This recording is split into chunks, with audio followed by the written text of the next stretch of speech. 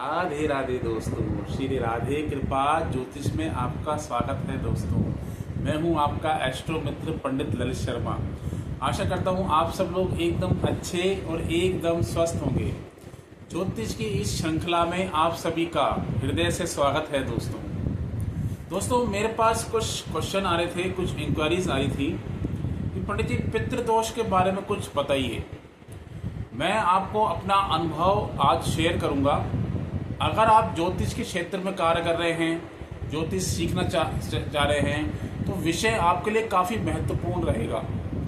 और देखिए, जब भी आप कोई प्रैक्टिस करते हैं तो हर एक चीज़, हर एक डोमेन के बारे में आपको डीप एनालिसिस करना चाहिए और आपकी खुद की भी रिसर्च होनी चाहिए। क्योंकि क्या है, जब भी हम कोई कुंडली दिखाते हैं, जब भी हमारे पास कोई कुंडली आता है तो हमारे पास कुछ आशा लेकर आता है, आशा की किरण लेकर आता है। ठीक है, उसका हम पर विश्वास होता है तभी आता है। अगर आपके पास कोई पत्रिका आती है तो सामने वाले का आप पर विश्वास है, एक फेथ है, तभी आपके पास वो आया है। देखिए दोस्तों, आज हम बात करेंगे पितृदोष के बारे में। आज मैं ये देखता हूं कि जनरली हर दूसरे तीसरे कुंडली में आपको देखने को मिलेगा पितृदोष। सबसे पहले पंडित जी ये बता देंगे कि पितृदोष है, कालसर्प दोष है, ये दोष, वो दोष, फलाना दोष, षडाष्टक दोष, तो दुनिया भर के दोष आपको गिनवा देंगे। ठीक है, जिसमें से कॉमन है ये कालसर्प दोष, पितृदोष। ठीक है, राहु केतु से बनने वाले ये दोष, वो दोष, शनि से बनने वाले, शनि चंद्रमा से बनने वाले विष दोष कॉमन है। ये दोष और ये योग कॉमन है और इनको लोग लेकर खूब डराया भी जाता है और लोगों के मन में भय भी उत्पन्न किया जाता है। आज इन सभी डर से आपको निजात मिलेगी, भय से मुक्ति मिलेगी। वीडियो को अंत तक देखना। मैं आपको बताने वाला हूं कि आपको डरने की बिल्कुल जरूरत नहीं है पितृदोष से। सिंपल मैं आपको उपाय बताऊंगा, वो आप कर लेना घर पे बैठे बैठे, कोई दिक्कत नहीं आएगी। देखिए दोस्तों, 8 सितंबर 2025 से पितृपक्ष स्टार्ट हो रहा है। पितृपक्ष, जिसको हम श्राद्ध पक्ष कहते हैं, 15 दिन ये चलता है। जो भी आपके एंसेस्टर हैं जो इस दुनिया में नहीं है, आपके पितृ हैं जो इस दुनिया में नहीं है, अगर तो आपको उनकी तिथि मालूम है तो अच्छी बात है। तिथि नहीं मालूम है तो उसके बारे में आपको मैं कुछ उपाय बताऊंगा कैसे करना है। वीडियो को अंत तक देखें, स्किप मत करना। पहले ये समझते हैं कि पितृदोष कुंडली में, पत्रिका में बनता कैसे है। देखिए दोस्तों, इसकी कुछ विधाएं हैं। ठीक है, प्राचीन काल से जब भी ज्योतिष का हम लोग उद्गम हुआ है, हम सुनते आ रहे हैं अपने बड़ों से, गुरुओं से, बुजुर्गों से कि आपकी पत्रिका में पितृ ऋण है या आपके पितरों ने कुछ ऐसा गलत कर्म हुए हैं उनके हाथों से जिनका मूल्य आपको चुकाना पड़ेगा। एक तो ये बात, दूसरी एक बात और भी है। अगर कोई रिचुअल्स, आप जैसे आपकी फैमिली में आपके पितरों का कोई रिचुअल्स अच्छे से नहीं हुए, उनकी अंतिम क्रिया अगर अच्छे से नहीं होती है, तो भी ये पितृ ऋण और पितृदोष पत्रिका में देखा जाता है। वैसे ये पितृदोष नहीं होता है, ये राहु केतु के एक्सिस में जो राहु केतु की ही परेशानियां होती हैं। ठीक है, लेकिन ये हर पत्रिका में आपको मिलेगा। हर पत्रिका, हर दूसरी पत्रिका, तीसरी पत्रिका में आपको ये देखने को मिलेगा। इसका मतलब ये नहीं है कि वो बंदा सक्सेस नहीं हुआ या वो व्यक्ति सक्सेसफुल नहीं होता है, ऐसा बिल्कुल भी नहीं है। ठीक है ना। लेकिन अगर आपको किसी पंडित जी ने डरा दिया है, बोला है आपकी कुंडली में पितृदोष है, आपको ये पूजा करनी होगी, आपको ये अनुष्ठान करने पड़ेंगे, आपको ये यज्ञ करने पड़ेंगे, इतने का खर्चा आएगा, तो मैं आपको कुछ सिंपल चीजें बता रहा हूं, उससे आप चेक कर सकते हो। देखिए, सबसे पहले आपको चेक करना है पंचम भाव। पंचम भाव में आप देखिए राहु देव विराजमान हो और सूर्य देव 11वें भाव में बैठे हुए हो। ध्यान से सुनना आप, राहु देव पंचम भाव में विराजमान हो, सूर्य देव 11वें भाव में विराजमान हो, 5-11 का एक्सेस हो, तो ये पितृदोष कहलाता है। पितृदोष इसको मान लीजिए सूर्य पीड़ित मान, क्योंकि सूर्य क्या है, आपको आप देखोगे आत्मा के कारक हैं और पितरों के कारक हैं। तो कहीं ना कहीं सूर्य इफ्लेक्शन में है, तो इसलिए इसको सूर्य के इफ्लेक्शन मान लीजिए राहु द्वारा, या आप पितृदोष मान लीजिए। कहीं ना कहीं ये दोष आपकी पत्रिका में बन रहा है। ये आपको समझ में आ गया, इतना भर ये आप चेक कर लेना। उसके बाद पंचम जो फिफ्थ लॉर्ड है, जो आपके पंचम भाव का मालिक है, उसका संबंध अगर राहु से है, अगर उसका संबंध राहु से कैसे होगा, या राहु साथ में बैठ जाए तो ही बनेगा, तो ही स्ट्रॉन्ग कॉम्बिनेशन बनेगा। साथ में बैठ जाए उसके राहु, तो आप ये कह सकते हो कि पितृदोष की पीड़ा या समस्या आपकी पत्रिका में हो सकती है, या आप इस समस्या से निकल रहे हो। इसमें होता क्या है जनरली, देखिए इसमें होता क्या, हर्डल्स आती हैं, इसमें रुकावट आती है।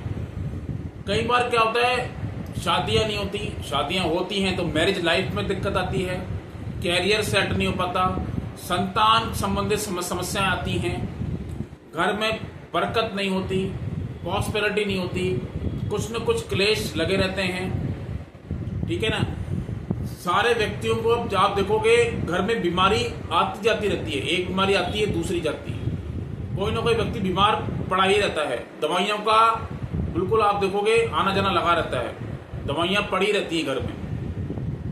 ये हो गया। अब आपको चेक करना है नवम भाव। ये एक तो अगर आपने ये पॉइंट चेक कर लिया, अब आपको नवम भाव चेक करना है। नवम भाव में कहीं राहु देव विराजमान हो और तीसरे घर में सूर्य देव विराजमान हो, तो ये भी पितृदोष की श्रेणी में आएगा, ठीक है। और नवमेश के साथ अगर सूर्य देव या राहु देव विराजमान हैं, तो भी ये पितृदोष की श्रेणी में आएगा, ठीक है। क्योंकि पंचम भाव की जड़ आप समझ लेना अच्छे से, पंचम भाव की जड़ और नवम भाव की जड़ ये पीड़ित नहीं होनी चाहिए, क्योंकि पंचम और नवम ये त्रिकोण है और इनका संबंध आपस में बनता है। पंचम से पंचम नवम और नवम से नवम पंचम बनता है, तो ये दोनों ही घर पीड़ित नहीं होनी चाहिए, इनकी जड़ जो है वो पीड़ित नहीं होनी चाहिए, राहु से स्पेशली, क्योंकि राहु आपके पूर्व पुण्य चीजों को दिखाता है। पूर्व पुण्य जो आपके जितने भी पूरे पुण्य या पूर्व में आपने जो भी मतलब आपसे हुए हैं, कर्म हुए हैं, उनको दिखाता है, ठीक है। तो आपको ये चेक करना है। एक चीज और चेक करनी है, सूर्य का अगर ये आपने चेक कर लिया, ये आपको नहीं मिलता, तो सूर्य और राहु का क्लोज डिग्री कंजक्शन हो, सूर्य और राहु देव का क्लोज डिग्री कंजक्शन हो किसी भी भाव में, तो भी ये पितृदोष की श्रेणी में आता है, ठीक है। नवम भाव में अगर सूर्य और शनि विराजमान हो, आपके नवम भाव में सूर्य देव और शनि देव एक साथ विराजमान है, क्लोज डिग्री कंजक्शन है, तो भी ये पितृदोष की श्रेणी में आता है।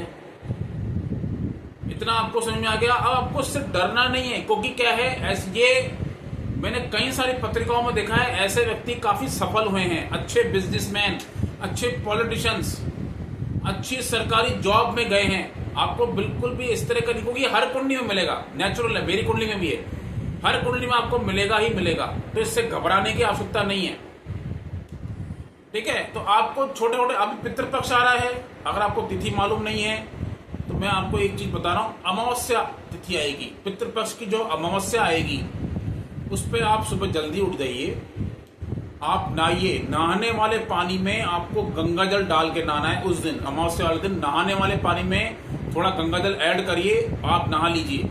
उसके बाद आप पंचामृत बनाइए, ठाकुर जी को पंचामृत, गीता का एक पाठ करिए, चाहे कोई भी अध्याय हो, 18वां अध्याय आप पढ़ लीजिए, ठीक है। उसके बाद पंचामृत बनाइए, ठाकुर जी को भोग लगाइए, पंचामृत का अभिषेक आप करिए, ठीक है। उसके बाद आपको करना क्या है, मंदिर जाइए, घर से आपको क्या क्या चीजें लेके जानी है वो आप सुन लीजिए। वस्त्र होने चाहिए, एक छाता हो, आप अगर आपके जो भी आपके पितरों को पसंद हो, अगर आपको मालूम है तो ठीक है, नहीं तो चप्पल वगैरह लेके जाइए, 5 तरह के वस्त्र लेके जाइए, दूध, मिष्ठान और फल ये अवश्य लेके जाना, और जो ब्राह्मण हो मंदिर में, पुजारी हो या ब्राह्मण हो, उनको आप दे के आइए। हाथ में जो भी आपका दक्षिणा आपको देनी हो वो भी आप दे के आइए, उनके चरण स्पर्श करके आइए, उनसे आशीर्वाद लेके आइए।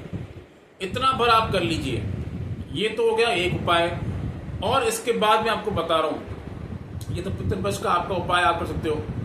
जो हर महीने की अमावस्या आती है, हर महीने की अमावस्या को आपको गंगा जल से गंगा जल पानी में डालकर उससे नहाना चाहिए।